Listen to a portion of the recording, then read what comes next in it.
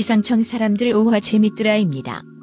5화의 시작은 진하경이 자신의 집 소파에서 이시우의 품에 안겨 잠을 자고 있는 모습으로 시작합니다. 전화기가 울리고 깜짝 놀란 진하경이 이시우의 배를 밟고 서둘러 출근합니다. 하지만 안개 예보 기사에 대한 반박 기사 자료를 두고 가는 바람에 돌아옵니다. 그때 이시우가 누구와 격하게 공격적으로 통화하는 것을 듣습니다. 진하경은 이시우에게 누구냐고 물었지만 이시우는 이야기하지 않습니다. 진하경은 이시우와의 냉랭한 기류를 느낍니다. 출근은 같은 차를 타고 가지만 이시우에게 계속해서 전화가 옵니다. 횡단보도 앞에서 정차했을 때 동네의 보관 신석호와 만나고 맙니다. 신석호에게 둘이 변명을 해서 무사히 넘어갑니다. 하지만 그보다 새벽에 비가 와서 중량천이 범람한 소식을 둘은 모르고 있었습니다. 사무실로 들어가니 예보국장과 함께 중량천 범람 소식에 대한 예보 대응에 대해서 이야기하고 있었습니다. 결국 국지성 호우는 실황감 씨가 제일이라는 결론을 내립니다. 그때 엄동환이 지각하여 들어옵니다. 엄동환은 14년 만에 집에 들어가서 아내와 딸과 트러블로 고생하고 있었습니다.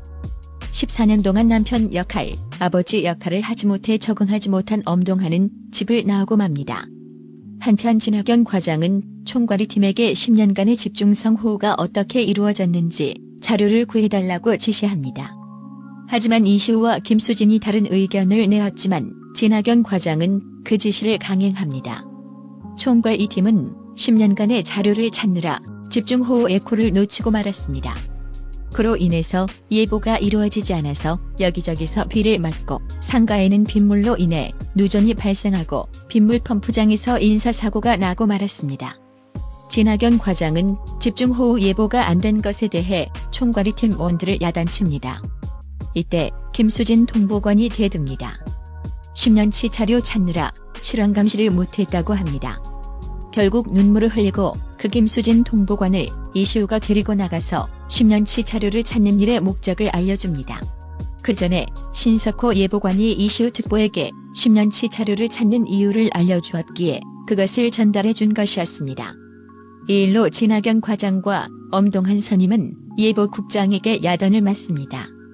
그 과정에서 엄동환 선임이 자신 책임이라고 이야기한 것에 진 과장은 민감하게 받아들입니다. 진하경 과장은 자신의 책상에 돌아왔지만 속이 상해서 쌓아두었던 문서를 넘어뜨리고 맙니다. 이때 오명주 예보관이 다가와서 자신들을 믿어달라고 합니다. 하지만 진하경은 되려 자신을 믿지 못하는 것 아니냐고 되묻습니다.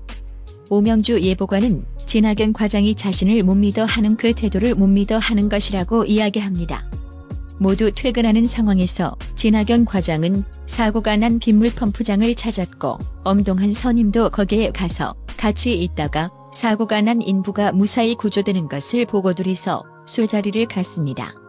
그러다가 엄동환 선임이 집을 나왔다는 사실을 알고 모텔에 데려다 주려다가 모텔에서 나오는 이시우를 발견하여 서로 이상한 시선으로 바라봅니다. 신석호 예보관이 얼음컵에 우유를 붓고 커피라떼를 만드는 장면이 오버랩되면서 진하경의 언니 진태경이 만든 커피라떼가 보이면서 신석호와 진태경의 러브라인이 연결되어 가는 듯해 보입니다.